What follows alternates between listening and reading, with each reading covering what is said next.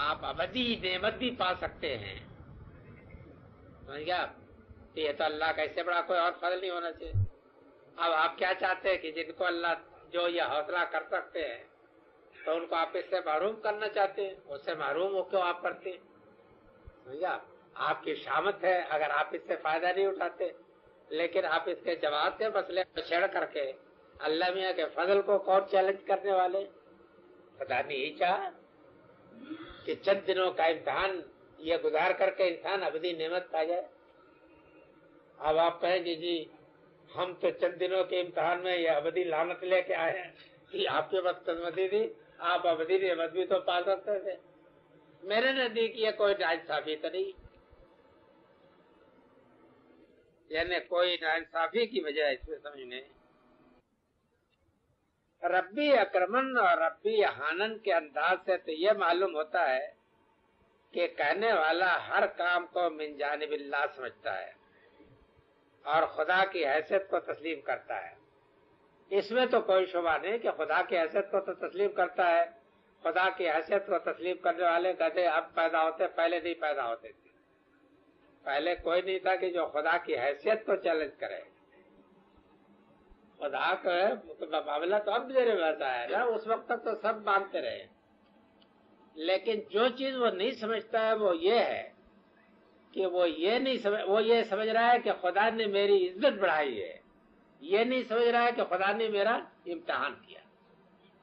یہ غلط فہمی ہے. تو خدا کی حیثیت کے متعلق تو آپ کو معلوم ہونا چاہیے کہ ابو لہب، ابو جہل خدا کا شریک بناتے تھے، خدا کا کوئی نفی تو نہیں کرتے تھے. یہ آپ کو میں قطعی اس بات کا انکار کرتا ہوں کہ دنیا میں کبھی انکار خدا کی لعنت رہی ہے، شرک کی لعنت رہی ہے. تو مشرک خدا کو تو مانتا ہے نا، وہ تو اللہ میاں کا ہاتھ بٹانے کے لیے کچھ دوسروں کو شریک کرتا ہے. یہ تو نہیں ہے کہ اہل عرب خدا کا خالق، زمین کا خالق، آسمان کا خالق، زمین کا مالک، آسمان کا مالک، سب خدائی کو مانتے تھے. یہ تو قرآن میں ان کا بیان ہے. سب یہ تو نہیں کہتے تھے کہ ان میں سے کسی چیز کا کوئی اور خالق و مالک ہے، لیکن وہ کہتے تھے کہ اللہ میاں کے سر یہ سب سارے جھگڑے نہیں ہیں، اس لیے ہم نے ہمارے معبود جو اللہ میاں کا ہاتھ کرتے یہ کہتے تھے. تو اصل میں جو غلط فہمی ہے وہ غلط فہمی بڑی ہے. وہ یہ ہے کہ جی ہمارے باپ دادا بھی اللہ میاں کے بڑے معزز تھے اور اسی لیے ان کو یہ کچھ ملا تھا. ٹھیک ہے، حالانکہ یہ بات نہیں، ان کے باپ دادا کو بھی خدا کے فضل سے امتحانی کے طور ملا تھا، آپ کو بھی. یہ سمجھنا ضروری ہے. فلسفے کی یہ غلطی جو ہے یہ بڑی گمراہی ہے. آپ نے کہا کہ سارے صوفیہ وحدت الوجودی تھے، یہ بات کہاں تک درست ہے؟ خدا کرے درست نہ ہو، لیکن جو وحدت الوجودی نہیں ہے وہ صوفی نہیں ہے، وہ تو بھلا آدمی ہے. بھلے آدمیوں سے میں کچھ نہیں کہتا ہوں، اچھے لوگ ہیں، سمجھ گیا؟ پھر وہ صوفی کیوں ہے یہ اعتراض ہوگا. وہ سیدھے سادے سے مسلمان سے بنے. وحدت الوجود وغیرہ جو دیکھیے، یہ بات ہے کہ جو چیز فلسفے دین میں ٹانگ نہیں آتی وہ تو کوئی بڑی مصیبت نہیں ہے، وہ تو انسان کو سمجھایا جا سکتا ہے. سمجھ آپ؟ کسی لغزش، کسی غلطی کے نتیجے میں انسان کچھ کر ہی جاتا ہے، لیکن جہاں انسان جو ہے ایک فلسفہ بنا بیٹھتا ہے وہ بڑی مصیبت. اب فلسفے کے لیے تو ہم ایک ہی پناہ ہے اور کوئی پناہ نہیں ہے کہ وہ قرآن نے جو بتایا وہ مانیے. اب اگر فلسفے کے لیے آپ دوسرے ماخذ بھی مانتے ہیں، برہمنوں کو بھی مانتے ہیں، یونانیوں کو بھی مانتے ہیں، سمجھ گیا آپ، اور زردشتیوں کو بھی مانتے ہیں، نئے جو فلسفی ان کو بھی مانتے ہیں، تب پھر کوئی امان نہیں ہے. تو معلوم نہیں آپ کہاں بھٹکتے پھریں گے، ہم کہاں کہاں آپ کو ڈھونڈتے پھریں گے. سمجھ گیا آپ؟ ہمارے لیے یہ ضروری ہے، اسی لیے میں نے آپ کو یہ جو تقریر کی ہے وہ آپ نے تقریر میں نے اصول تفسیر میں کہ قرآن کی دعوت تمام تر عقل اور فطرت پر مبنی ہے. سمجھ گیا آپ؟ تمام تر عقل اور فطرت پر مبنی. یہ تمام تر ہمارے سارے دین کا سارا فلسفہ بالکل واضح طریقے پر پیش کرتا ہے۔ اس فلسفے کے خلاف ہم کسی فلسفے کو ماننے کے لیے تیار نہیں، الا کہ کوئی ہمیں شکست دے دے۔ میں شکست کھانے کے لیے تیار نہیں ہوں، جس کو کرنا ہو جو آزمائی ہو میں تیار ہوں ہر جگہ بحث کرنے کے لیے کہ یہ صحیح فلسفہ یہی ہے، باقی اس کے سوا جتنے فلسفے ہیں غلط۔ صوفی حضرات سے میری کوئی بدگمانی نہیں، کوئی لڑائی نہیں ہے، میرا ان کا کوئی تعلق ہی نہیں ہے۔ بابا آدم نرالا ہے میرا ان کا، سمجھ گیا۔ اب یہ ہے کہ دیکھیے کہ ان کا ابن عربی شیخ الکل ہے، تمام صوفیوں کے شیخ مانے جاتے ہیں، اور وہ سخت قسم کے باطنی اور سخت قسم کے وحدت الوجودی۔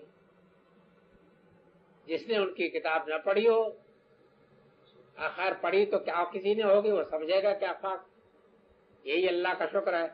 لیکن بے سمجھے بوجھے لوگ گمراہیاں اختیار کر لیتے ہیں، وہ کٹر وحدت الوجودی، سمجھ گیا۔ اس وحدت الوجود کا ابطال کیا شاہ صاحب نے، وہ مجدد صاحب نے، انہوں نے وحدت شہود پیش کی، انہوں نے ایک اور بھاگڑ بلّہ پیش کر دیا، ہماری سمجھ میں نہیں آتا وہ کیا ہے وحدت شہود۔ بھائی توحید خالص کیوں نہیں کہتے؟ آپ توحید خالص کو، ہم الفاظ ہمارے پاس کمی نہیں، معروف الفاظ ہے، لیکن چلیے جی خیر وحدت وجود سے شاہ اللہ صاحب نے آ کے دونوں صلح کرا کے پھر کر دیا۔ تو یہی ہمارے بزرگ لوگ ہیں نا صوفیوں میں۔ میں تو تصوف پر بحث بھی کرنے کے لیے تیار نہیں ہوں۔ تصوف میں 2-3 آدمی پڑھے لکھے ہیں، ایک شاہ اللہ، ایک غزالی، سمجھ گیا، اور اسی طریقے سے مثلا اگلوں میں ابو اسماعیل حروی، قشیری وغیرہ۔ اس وجہ سے میں تصوف کو ایک ایسی چیز سمجھتا ہوں جس پر میں بھی بحث ہوں۔ اگر یہ حضرات نہ ہوتے تو میں کہتا کہ آپ اپنے تصوف کو لیے رہے، مجھے اس کی ضرورت نہیں۔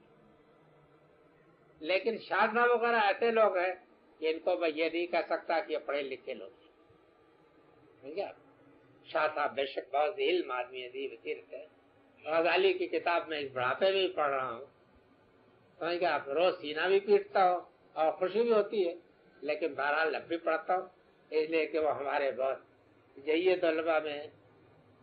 اب ان لوگوں سے اگر یہ لوگ ان چیزوں کو مانتے ہیں تو میں یہ کہتا ہوں کہ مسلمان قوم کے ذہن کو خراب کرنے میں ان کا دخل ہو سکتا ہے، آپ اس لیے کہ ان کو نظر انداز تو نہیں کر سکتے، اس لیے مجھے تردید کرنی پڑتی ہے۔ شاہ صاحب وغیرہ نہ مانتے ہوتے تو آپ یقین کریں کہ مجھے تردید کی ضرورت ہے، اس لیے کہ شاہ صاحب وغیرہ اپنی متاع ہے، اپنی دولت ہے، میں ان کی بڑی عزت کرتا ہوں۔ سارے صوفیاء وحدت الوجودی اگر نہیں ہے تو جو وحدت الوجودی نہیں ہے اس سے میرا کوئی جھگڑا نہیں، وہ میرا بھائی ہے۔ باقی درس سے متعلق نہیں ہے، باقی سوالات درس سے متعلق نہیں ہے، درس سے متعلق نہیں ہے، یہ دیکھ لیں اگر آپ۔ سوالات جو ہے درس سے ہی متعلق ہونے چاہیے، غیر متعلق سوالات میں یعنی غیر متعلق بحثیں پیدا ہوتی ہیں نا، غیر متعلق بحثوں کے صحیح بحثوں کے ہوتے ہوئے غیر متعلق بحثیں کیوں چھڑی جائیں؟ ویسے آپ لوگوں کو میرے خیالات تو معلوم ہی ہیں،